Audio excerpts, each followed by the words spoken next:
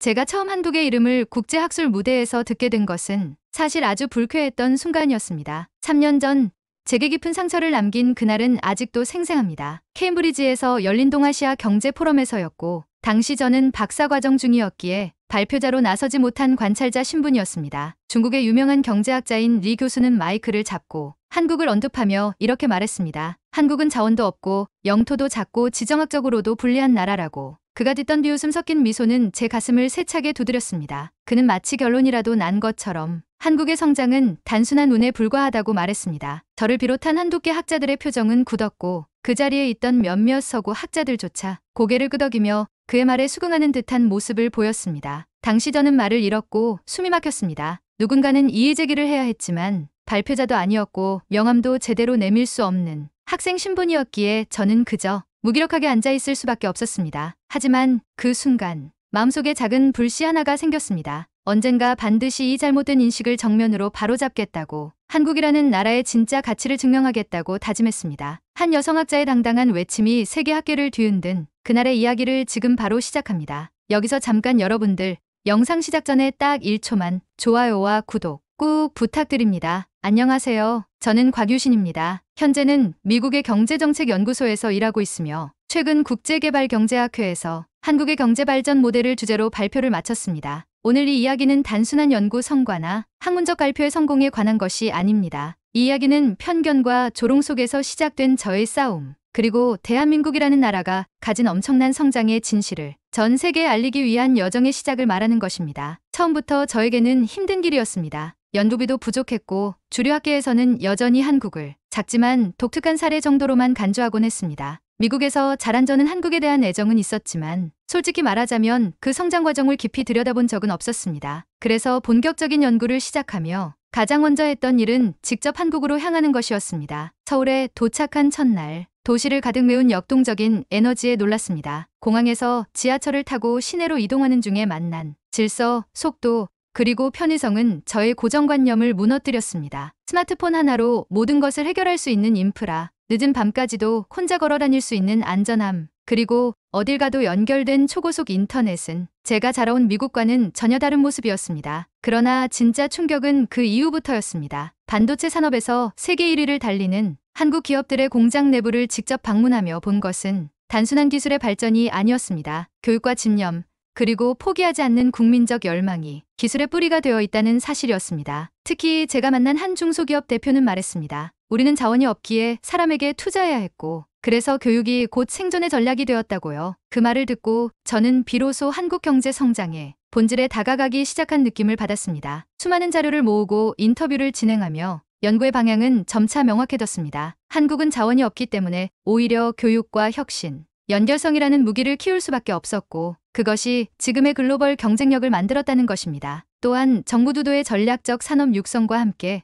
민간의 창의성이 절묘하게 조화를 이루었다는 점도 주목할 만했습니다. 조선, 반도체, IT, 그리고 문화산업에 이르기까지 한국은 전략적으로 성장의 길을 개척해왔습니다. 그렇게 준비한 자료들을 바탕으로 저는 결국 올해 다시 한번 리 교수가 참가하는 국제학술대회에 발표자로 서게 되었습니다. 3년 전 침묵할 수밖에 없었던 자리, 이제는 떨리는 목소리 대신 확신과 자신감으로 무장한 채 그 무대에 올랐습니다. 제 발표 주제는 바로 이것이었습니다. 자원이 없어도, 영토가 작아도 한국은 교육과 혁신으로 세계를 놀라게 했다. 발표의 시작과 동시에 저는 한국의 수출 성장률과 노동 생산성, R&D 투자 비율, 고등교육 이수율, 1인당 GDP 성장 곡선 등을 차례로 제시했습니다. 수많은 그래프와 통계가 나열되는 순간 청중들의 표정이 바뀌기 시작했습니다. 어떤 이는 고개를 끄덕였고 어떤 이는 연신 메모를 하며 발표에 집중했습니다. 리 교수는 제 쪽을 바라보며 미묘한 미소를 지었지만 이번엔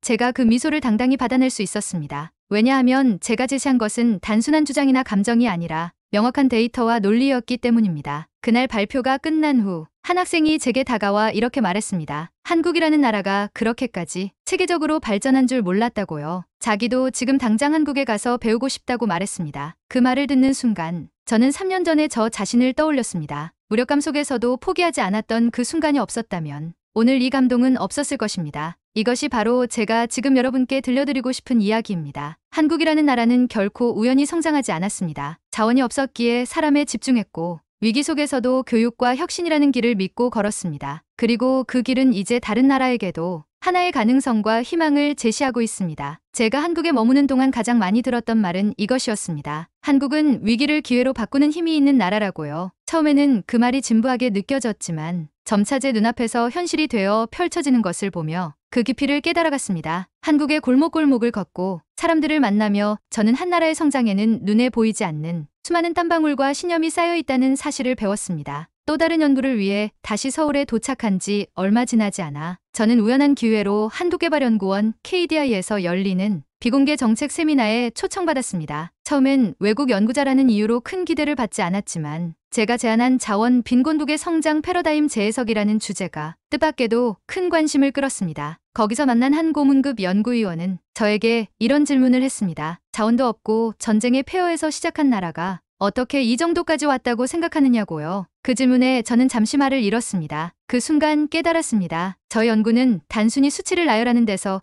끝나선 안 된다는 것을요. 그 안에 담긴 정신, 문화, 사람들의 이야기를 함께 풀어내야 했습니다. 그래서 저는 서울을 벗어나 지방의 산업단지로, 농촌 마을로, 혁신벤처들이 몰려있는 판교와 강남으로 발걸음을 옮겼습니다. 현장을 직접 보는 것이야말로 진짜 데이터라고 생각했기 때문입니다. 전라남도 한 해양 도시에서 만난 조선소 기술자는 손이 거칠고 얼굴엔 깊은 주름이 가득했지만 그의 눈빛은 한치의 흔들림도 없었습니다. 그는 제게 말했습니다. 자신이 젊었을 때는 배 한 척 만드는데 1년이 걸렸는데 이제는 2달이면 가능하다고요. 그 이유를 물었더니 그는 웃으며 이렇게 말했습니다. 우리는 늘 배워야 살아남았기 때문이라고요. 그렇게 살아온 세월이 지금의 조선을 만들었다는 것이었습니다. 또한 경북 구미의 한 중소기업 대표는 저를 조용히 자신의 사무실로 이끌었습니다. 책상 위에는 제품 설계 도면과 함께 1970년대에 사용했던 낡은 연습장이 놓여 있었습니다. 그는 저에게 그 노트를 보여주며 말했습니다. 자신이 고등학교를 졸업한 후 대학도 못 가고 군대에 다녀온 뒤 곧바로 이 일을 시작했다고요. 하지만 낮에는 일하고 밤에는 독학하며 기술을 익히고 어느 순간부터는 자신이 만든 부품이 글로벌 자동차 기업에 납품되기 시작했다고 합니다. 그의 눈가에는 옅은 눈물이 맺혀 있었습니다. 그의 이야기를 들으면서 저는 단지 성장 수치가 아니라 그 뒤에 있는 사람들의 간절함이 이 나라를 여기까지 이끌었다는 것을 온몸으로 느꼈습니다. 서울로 돌아온 후 저는 제 연구에 감정의 층을 추가하기 시작했습니다. 이제 저는 단순히 GDP나 수출 증가율만을 말하지 않았습니다. 제가 만난 사람들,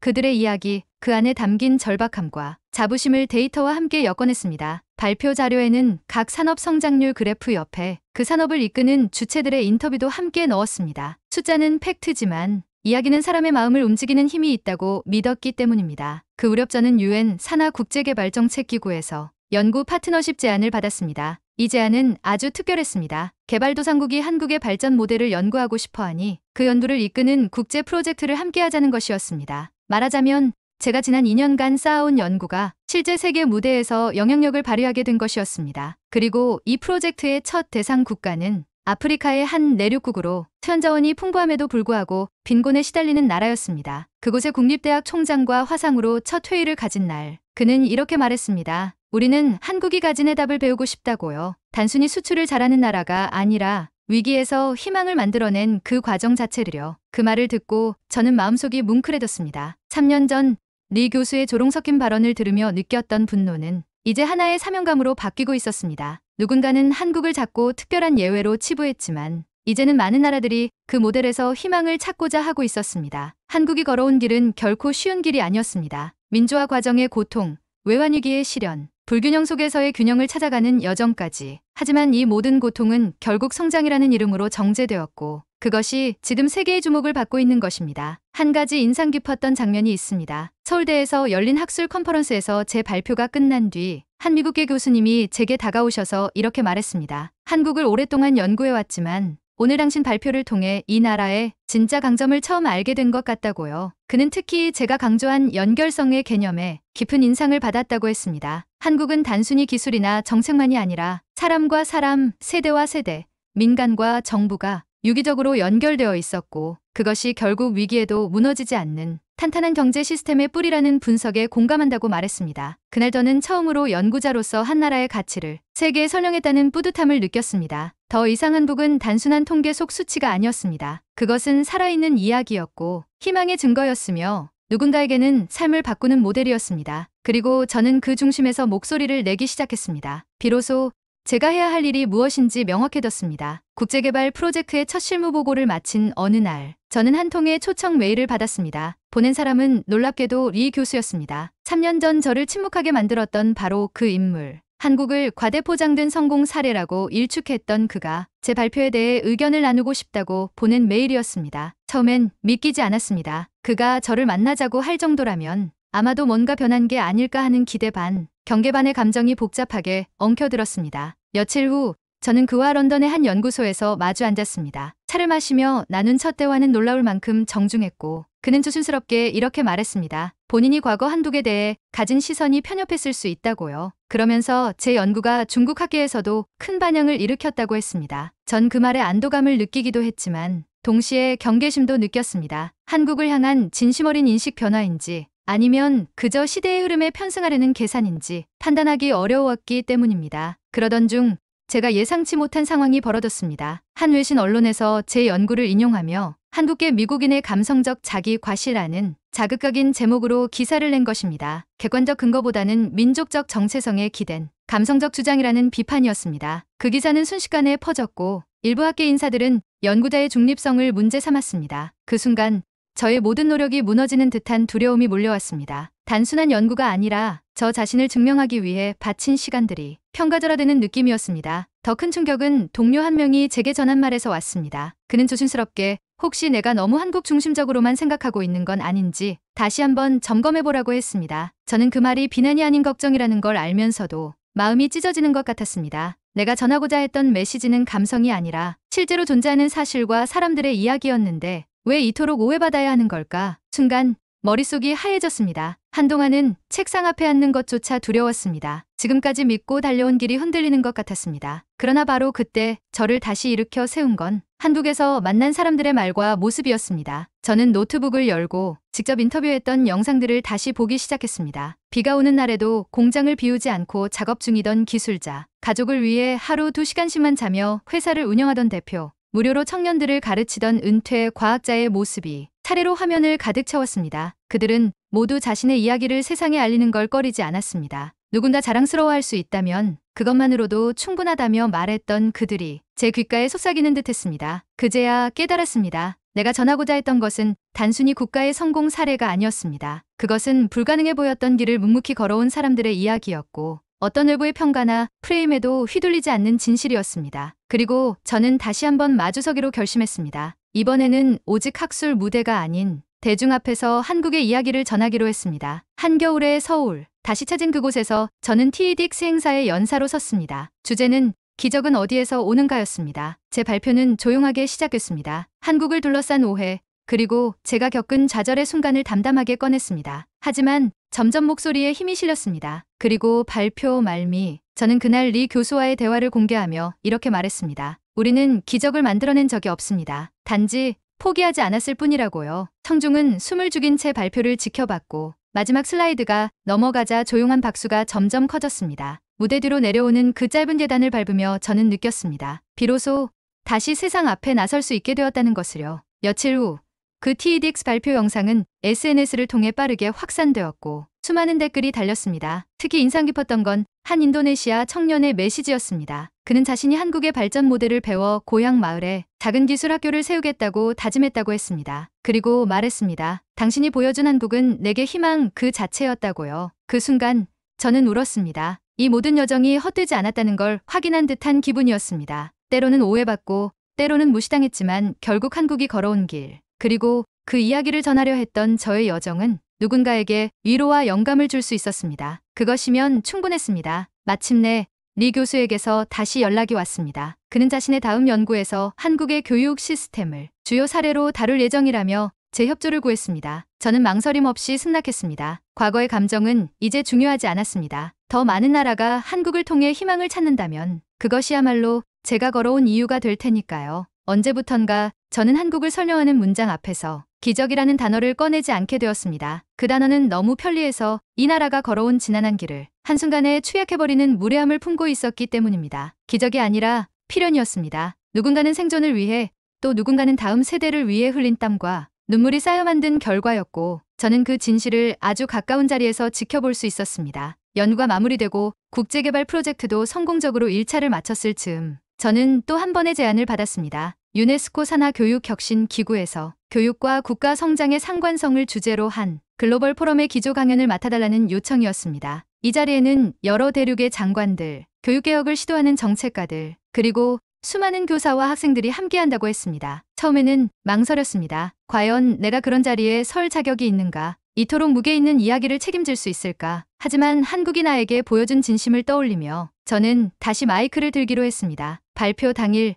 제 강연은 이렇게 시작됐습니다. 저는 한국이라는 작은 나라를 통해 배웠습니다. 교육은 생존의 기술이며 혁신은 고립된 땅에서 피어나는 가장 절실한 꽃이라는 것을요. 청중 중 한 아프리카 대표단의 교육부 장관은 제 발표가 끝난 후 조용히 다가와 말했습니다. 당신의 이야기를 들으니 우리 국민도 포기하지 않아야겠다는 확신이 생겼다고요. 그것은 강연 그 이상의 순간이었습니다. 연구자가 아닌 한 사람의 목소리로 세계와 연결된 기분이 들었습니다. 그 후로도 여러 나라에서 협력 요청이 이어졌고 저의 보고서는 번역되어 다양한 언어로 출간되었습니다. 과거 한국을 폄하하던 몇몇 전문가들마저도 더 이상 이 모델을 예외가 아닌 참고해야 할 대안으로 여기기 시작했습니다. 저는 단순히 한국의 발전 모델을 전한 것이 아니었습니다. 그것을 가능케 한 사람들, 환경, 철학, 그리고 무엇보다 포기하지 않는 힘을 전달했던 것입니다. 이 모든 여정 속에서 저는 단지 한국의 이야기를 세계에 알린 것이 아니라 제 자신도 다시 태어났습니다. 한때는 연구의 중립성에 매몰되어 감정조차 숨기려 했던 제가 이제는 데이터 속에서 인간을 발견하고 그 인간을 통해 더 큰 진실에 다가가고자 합니다. 그것이야말로 학문이